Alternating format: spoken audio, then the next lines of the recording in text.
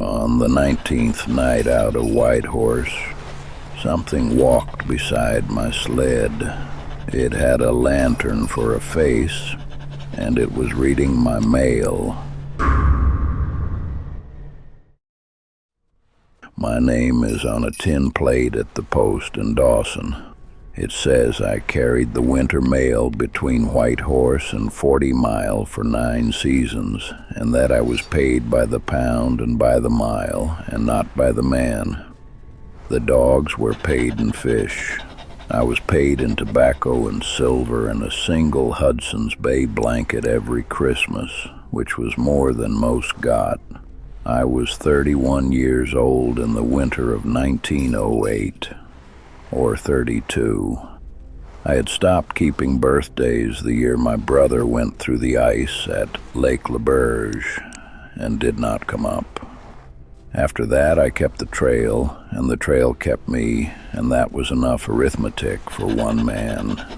A mail sled in those years was a long thing, narrow, cedar runners shod in iron, the bed wrapped in oiled canvas. You ran 6 dogs in a single file out front, not the fan hitch they used down on the coast because the trail through the spruce was too tight for fans. My lead was a half Malamute bitch named Sister. She was 8 and she had walked more miles than most men in the country. She would not look at strangers. The lamp on a winter mail sled was a small thing. A brass kerosene lantern on a gimbal bolted to the brush bow at the front. It threw a clean yellow circle maybe 10 feet ahead of the dogs, and a softer circle maybe 4 feet to either side, and behind the sled it threw nothing at all. You learned to trust the circle. What was in the circle was real. What was outside the circle was the country's business, and the country did not always wish you well. I left Whitehorse on the 3rd of February with 110 pounds of mail in the bed. Letters, mostly. A handful of small parcels.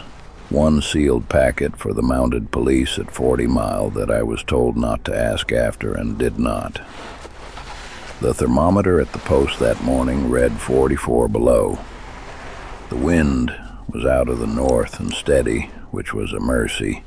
It is the swinging wind that kills you, not the steady one. For the first 18 nights, nothing happened that was worth writing down. The dogs ate. I ate. I slept in roadhouses where they had them and under the sled where I did not. The aurora came up green one night near Carmack's and stayed green for the better part of 3 hours, and I watched it from inside my parka hood and thought about my brother. That was the 18th night. I want you to remember it was a kind night, because the 19th was not.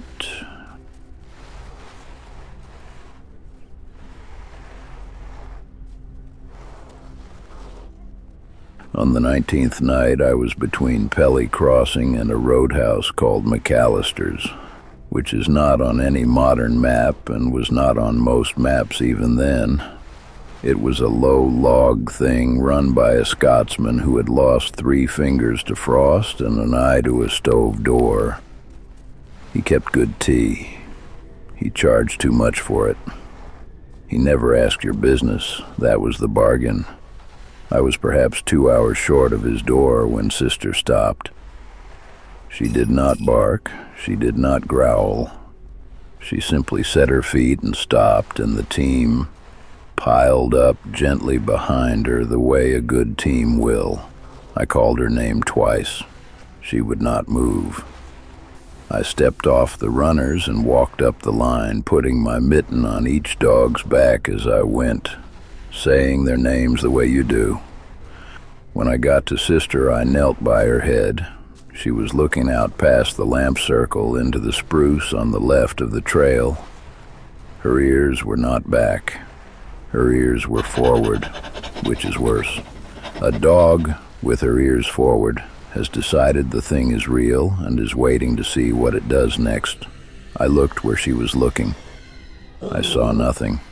And I will tell this the way it happened, not the way it tidies. I saw a piece of nothing that was the wrong shape.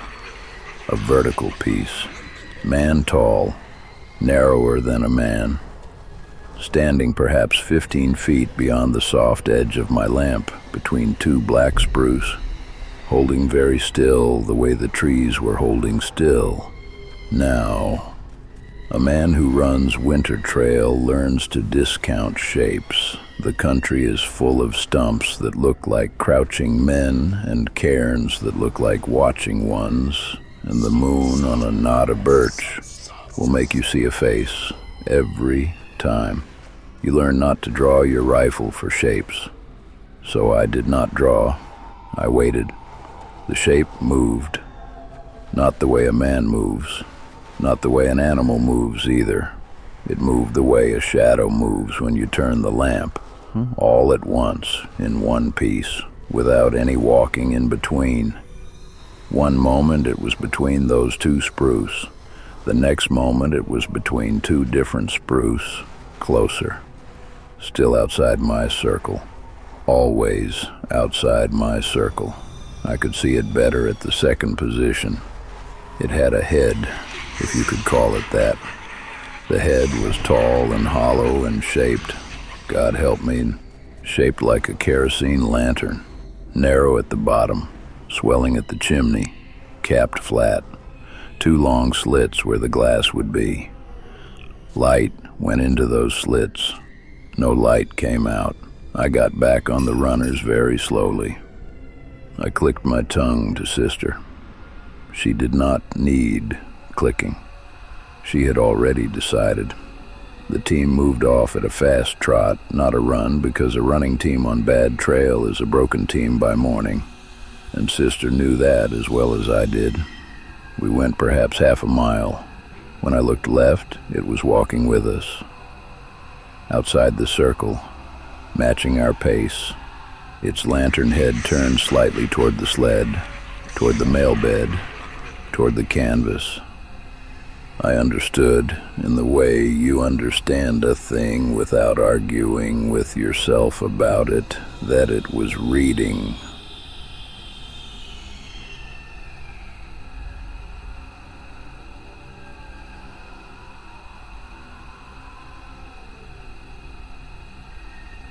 I made McAllister's at something past 3 in the morning.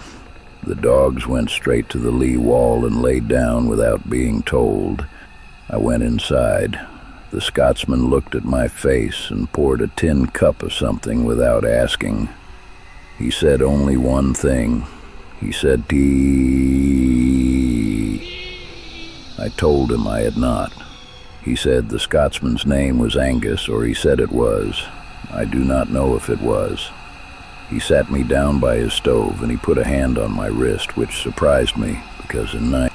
"Oh, did you read any of it aloud, laddie?" "Oh." In winters, he had never touched me. He said the thing on the trail had a name in his country, though it was not from his country. He said it was older than the country. He said it had come over with the mail boats, or maybe, then you still have time. It had been waiting, and the mail boats had only shown it where to stand. He called it the Lampreader. He said it walked the dark edges of any lamp that carried writing past it. He said it could not enter the throw of the lamp. The light was a fence, and the fence held, but that it did not need to enter. It only needed to read. I asked him how a thing reads a sealed letter through oilcloth in the dark. He said, I remember thinking that was the most useful thing anybody had ever said to me, and the least useful in the same breath. He told me the rule. The same way the wind reads a field. It does not need your permission, and it does not need your light. Then, He said the Lampreader could not take what it had only seen. It could only take what it had heard spoken. If a courier read a letter aloud, even one line, even a name on an envelope spoken to himself for company on a long night, the Lampreader had heard it. And then the person that letter was meant for was owed. Not killed, he said, owed, which was worse. He did not explain that part, and I did not ask him to. I asked him then why he was telling me. He looked at his stove for a long time. He said he had run mail himself 20 years before, on a different trail in a different country. He said he had read one envelope aloud one time to keep himself awake, and that the boy that envelope was addressed to had walked into a river the following spring with his pockets full of stones, and that he, Angus, had kept a roadhouse in the wilderness ever since, as a kind of payment that would never be finished.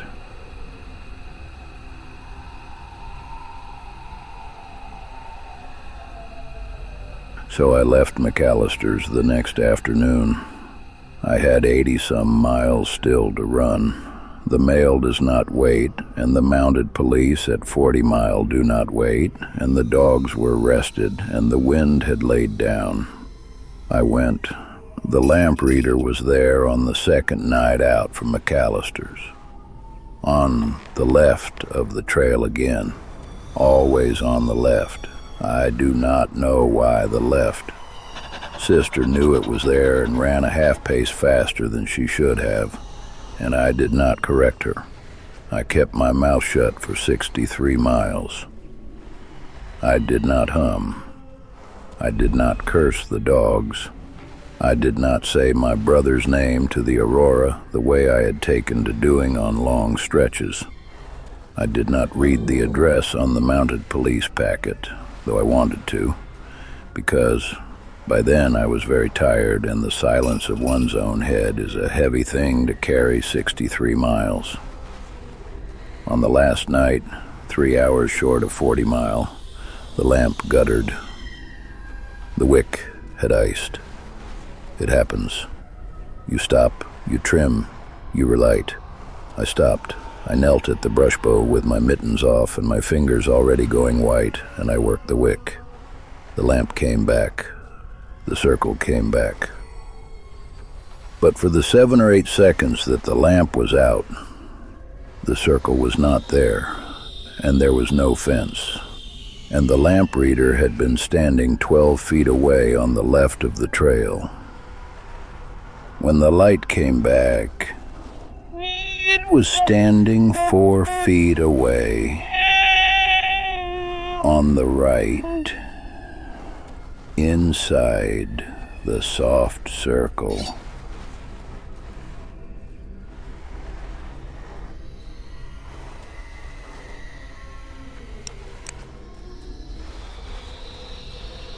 I want to be honest with you. I did not move. I did not draw the rifle in the scabbard at my hip. I knelt there in the snow with my mittens off, and I looked up at it. At that distance, I could see what was in the slits. There were letters in there. Not the kind you write.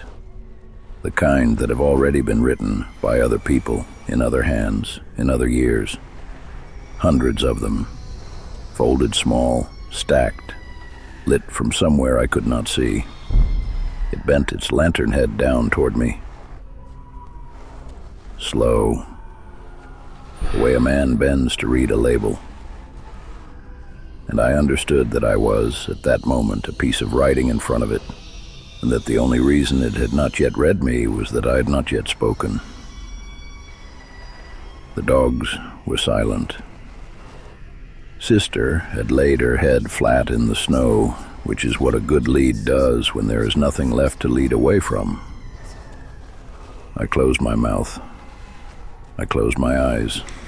I thought of an old line my grandfather used to say in Gaelic. He was wrong about most things, but right about this one, that the country keeps what the wind buries, and the dark keeps what the tongue gives it. I did not say it aloud. I waited. After what I will say was 3 or 4 minutes, and might have been 20, I would not swear to it now, I heard the snow give, the way snow gives when a weight steps off it. When I opened my eyes, the lamp circle was empty. Sister was on her feet. The team was looking at me. We went on to 40 Mile. I delivered the packet. The corporal there signed for it without reading my face, which I was grateful for. I drank tea. I slept in a real bed. In the morning, I went back out. Because the mail does not wait, and a man who runs trail does not get to be the man who stopped running trail because of a thing he saw. I ran the winter mail for 4 more seasons after that. I never read another envelope aloud. Not the address, not the name, not even my own name on the tin plate at Dawson when they handed it to me at my retiring. I read it in my head. I have read everything in my head since. My wife learned in time not to ask me to read the grace at table. My children learned not to ask me to read them stories. They thought it was grief over my brother, and I let them think it. Grief is the easier word.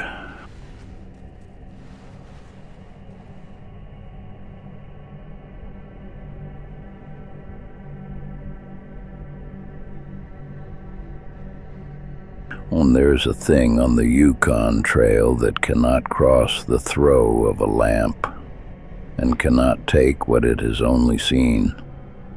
And I am the only man I know of who walked 63 miles with a sealed envelope and did not say the name on it, which is the only reason a corporal at 40 Mile got old, and the only reason I did.